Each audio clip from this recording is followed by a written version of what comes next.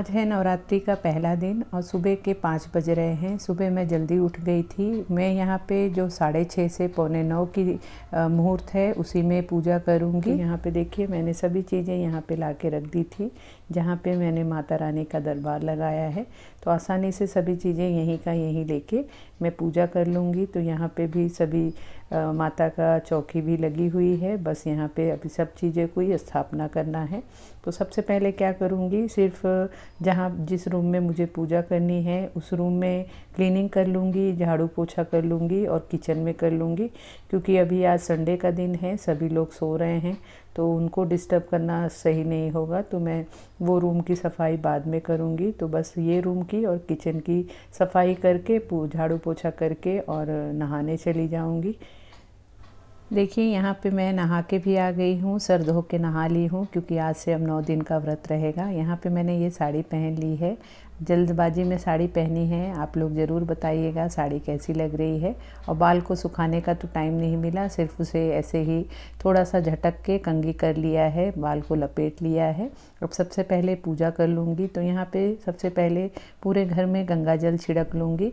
गंगा जल छिड़कना है क्योंकि 15 दिन का श्राद्ध चल रहा था, तो पूरे घर को साफ़ शुद्ध करना चाहिए। तो गंगा जल इस तरह से छिड़क के अब यहाँ पे मैं सबसे पहले जो मंदिर की मेरे रेगुलर पूजा होती है वो कर लूँगी। वहाँ पे भगवान जी को सभी को नहला दूँगी, वहाँ पे उनकी पूजा कर लूँगी, क्योंकि माता रानी की पूजा में काफ़ी टाइम लगेगा। तो यहाँ पे बहुत टाइम हो जाएगा, वहाँ लेट हो जाएगा। तो पहले वहाँ की रेगुलर पूजा कर लेती हूँ, उसके बाद फिर यहाँ की पूजा शुरू करेंगे।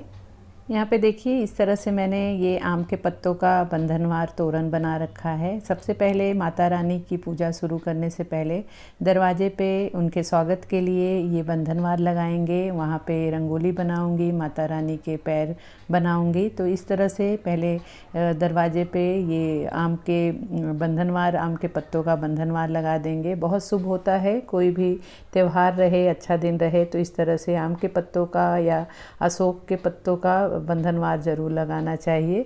तो ये लगा दूंगी। उसके साथ यहाँ पे गीले वाले कुमकुम से स्वस्तिक बना दे रही हूँ। यहाँ पे मैंने चंदन का स्वस्तिक भी बनाया था, उसे पोंछा, लेकिन अच्छे से वो निकला नहीं। बहुत अच्छा वाला चंदन का वो पेस्ट है, तो बहुत अच्छे से उस पर दाग रह गया है। तो उसके ऊपर ही इस तरह से शुभ जो संकेत होते हैं उसे ज़रूर हमें अपने मेन दरवाज़ों पे बनाना चाहिए। और आम के पत्तों पे इस तरह से कुमकुम का टीका कर दे रही हूँ। जो गीले वाली रोली होती है उसे उस पर टीका कर दे रही हूँ। और साथ ही यहाँ पे मैंने माता रानी का पैर बना रखा है, रंगोली बना दिया है।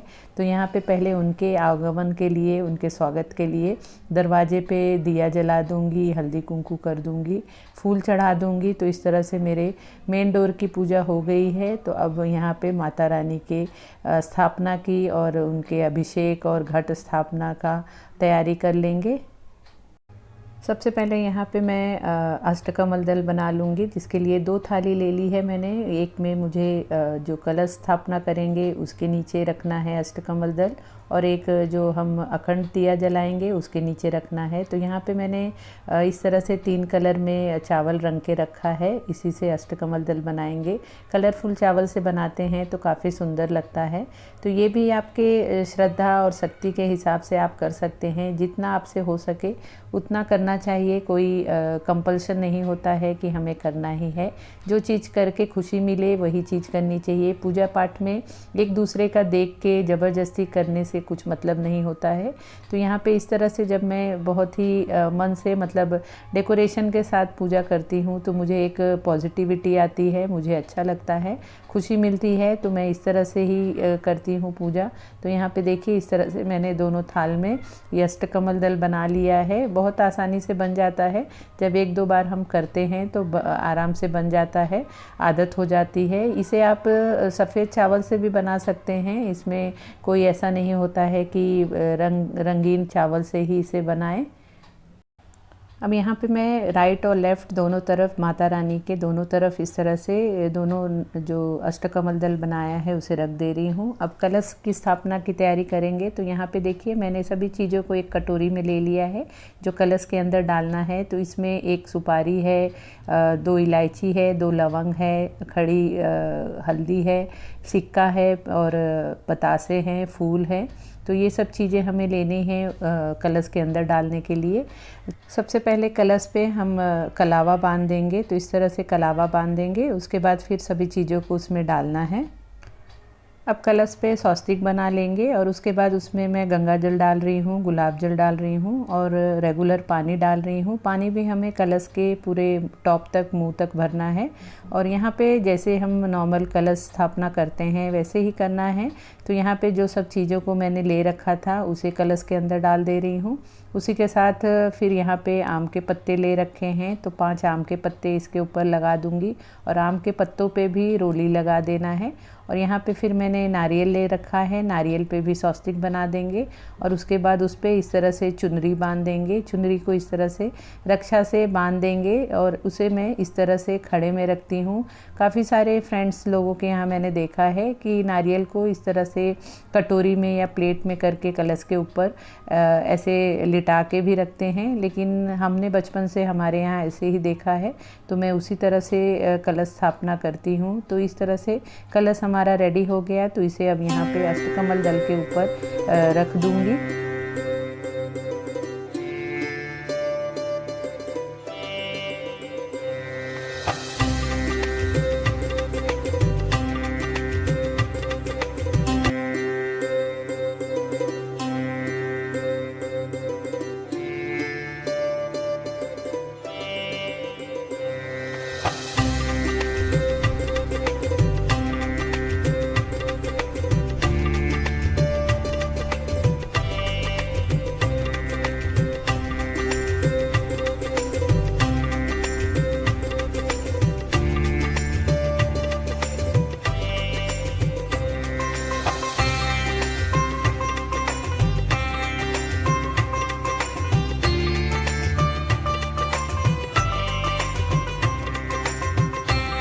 यहाँ पे मैं जो भी बीज ले रही हूँ, तो यहाँ पे मैंने एक तसला ले लिया था जिसे मैंने पहले ही पेंट करके रखा था। उसके ऊपर रोली से तिलक कर लिया है, स्वास्तिक बना दिया है, मौली बांध दिया है। फिर उसमें छने हुए मैंने यहाँ पे मिट्टी डाल के और यहाँ इस तरह से मैंने जब उठने पे ही मैंने जौ को थोड़ा गीला करने के लिए रख दिया था। थोड़ा इस तरह से जब गीला करके डालते हैं तो अच्छी तरह से जौ की खेती होती है। तो इस तरह से डाल के फिर ऊपर से थोड़ा सा पतला सा मिट्टी का लेयर और एक लगा देती हूँ। तो इस तरह से माता रानी की जौ की खेती की भी तैयारी हो गई है। और इसे मैं यहाँ पे जो हमने कलश रखा है उसके आगे की तरफ रख दे रही हूँ। अखंड दिए को भी रख दे रही हूँ अष्टकमल दल पे तेल डाल के। अब जब माता रानी का अभिषेक कर लेंगे, उनका श्रृंगार कर लेंगे, तब यहाँ पे जोत जलाएंगे। तो यहाँ पे रोली से यहाँ भी तिलक कर दे रही हूँ। अब सबसे पहले कोई भी पूजा से पहले श्री गणेश जी की पूजा की जाती है, तो सबसे पहले श्री गणेश जी का अभिषेक कर लूँगी। तो यहाँ पे गणेश जी को यहाँ पे विराजमान कर लिया है और पंचामृत से उनका अभिषेक कर लूँगी। उन्हें अच्छे से नहला दूँगी और नहला के उन्हें अक्षत रख के और उन्हें उनकी जगह पे विराजमान कर दूँगी। साथ ही यहाँ पे मैंने लक्ष्मी माँ को भी बिठा दिया है और उसी के साथ दूसरी तरफ यहाँ पे मैंने राम दरबार को भी मैं यहाँ पे विराजमान करती हूँ, क्योंकि 9 दिन की नवरात्रि में राम जी का भी बहुत मेन रोल होता है। तो यहाँ पे मैं राम जी का भी पूजा करती हूँ, राम दरबार की भी पूजा करती हूँ, तो उन्हें यहाँ विराजमान कर दिया है। अब यहाँ पे मेरी माता जी को, माता रानी को नहलाऊंगी, उनका अभिषेक करूँगी। तो यहाँ पे उन्हें मैं पंचामृत से उनका भी अभिषेक कर रही हूँ। यहाँ पे मैंने सभी चीज़ों को एक साथ ले लिया है। आप चाहें तो अलग अलग भी शक्कर का भूरा हुआ, घी हुआ, शहद हुआ, दूध हुआ, दही हुआ, हर चीज़ को अलग अलग लेके भी उन्हें नहला सकते हैं, उनका अभिषेक कर सकते हैं। लेकिन मैं इस तरह से सभी चीज़ों को साथ में मिक्स करके और उनका अभिषेक करती हूँ। बहुत ही आनंद मिलता है इस तरह से जब उनका मैं अभिषेक करती हूँ। एक अलग ही खुशी और सेटिस्फेक्शन और पॉजिटिविटी आती है। पूजा पाठ करके जब सेटिस्फेक्शन मिलता है तो वही असली पूजा होती है। तो यहाँ पे देखिए माता रानी को नहला दिया है, उन्हें अच्छे से साफ़ करके उनको अच्छे से पोंछ दिया है। अब उनका मैं श्रृंगार कर लूँगी। तो जो भी सभी चीज़ें उनके लिए मैंने लाया है उनसे उन्हें तैयार कर दूँगी, अच्छे से उनका श्रृंगार कर दूँगी।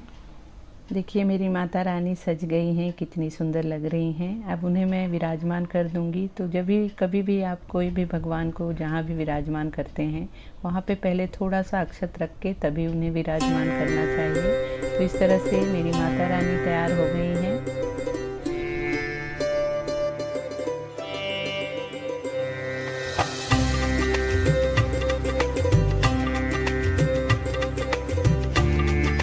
माता रानी के सामने ही नवग्रह बना लूँगी। यहाँ पे मैं नवग्रह की पूजा करती हूँ और यहाँ पे नवग्रह यंत्र भी आता है, अगर आपके घर में वो हो तो आप उसकी भी पूजा कर सकते हैं। तो इस तरह से 9 जगह चावल का ढेर लगा देती हूँ और उसके ऊपर फिर सुपारी रख के उसे टीका कर देती हूँ, ये मौली चढ़ा देती हूँ, तो फूल चढ़ा देती हूँ। तो इस तरह से मैं नवग्रह की भी पूजा हो जाती है। अब सभी तैयारी हो चुकी है।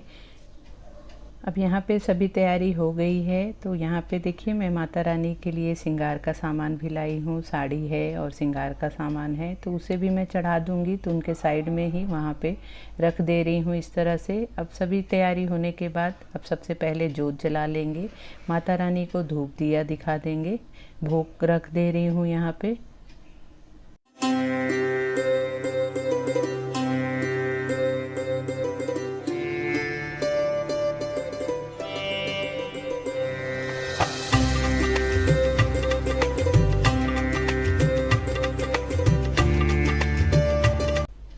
नौ दिन मैं नौ दुर्गा के पाठ करती हूँ, पूजा करती हूँ, दुर्गा चालीसा पढ़ती हूँ। वो भी जैसे टाइम मिलता है उस हिसाब से करती हूँ। आज तो सुबह इतने सारे काम हो गए कि अब शाम को ही पढ़ूँगी। तो यहाँ पे मैंने आरती कर ली है माता रानी की। तो देखिए यहाँ पे आपको मैं दर्शन करा देती हूँ। यहाँ पे मेरी माता रानी विराजमान है, यहाँ पे गणेश जी, लक्ष्मी जी विराजमान हैं, साथ ही यहाँ पे राम दरबार विराजमान है। तो इस तरह से हो गई मेरी आज नवरात्रि की पहले दिन की पूजा। 9 दिन जितना हो सके आप माता रानी की सेवा करें, पूरा दिन उनके नाम भजन करें, बहुत अच्छा शुभ फल मिलता है और एक पॉजिटिविटी आती है। आप देखेंगे कि आपके मतलब लाइफ में और आपके घर में एक अलग ही माहौल रहता है, पॉजिटिविटी भरी रहती है। तो इस तरह से 9 दिन मेरी माता रानी की पूजा होती है।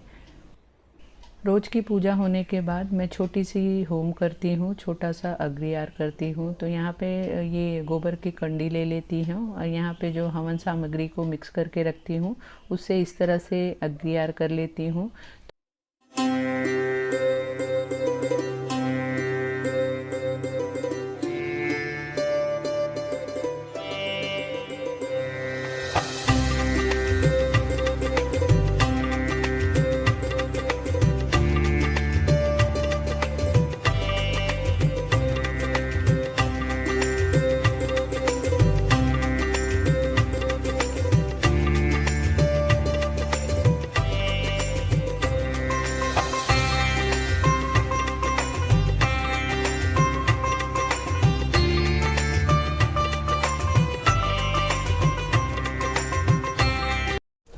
सो फ्रेंड, इस तरह से मेरी नवरात्रि के पहले दिन की पूजा हो गई है। आप सभी को नवरात्रि की ढेर सारी शुभकामनाएं। माता रानी आप सभी की मनोकामना पूरी करें जो भी आपके दिल में हो। तो इस तरह से थी मेरी आज ये वीडियो। अगर आपको मेरी ये वीडियो अच्छी लगी हो तो प्लीज़ वीडियो को लाइक शेयर करना, और अगर आप मेरे चैनल पे पहली बार आए हैं तो प्लीज़ चैनल को ज़रूर सब्सक्राइब कर लेना और बेल का भी बटन ज़रूर प्रेस कर देना कि मेरी आने वाली न्यू वीडियो के अपडेट्स आप तक मिलते रहें। तो मिलते हैं फिर नए वीडियो में। जय माता दी।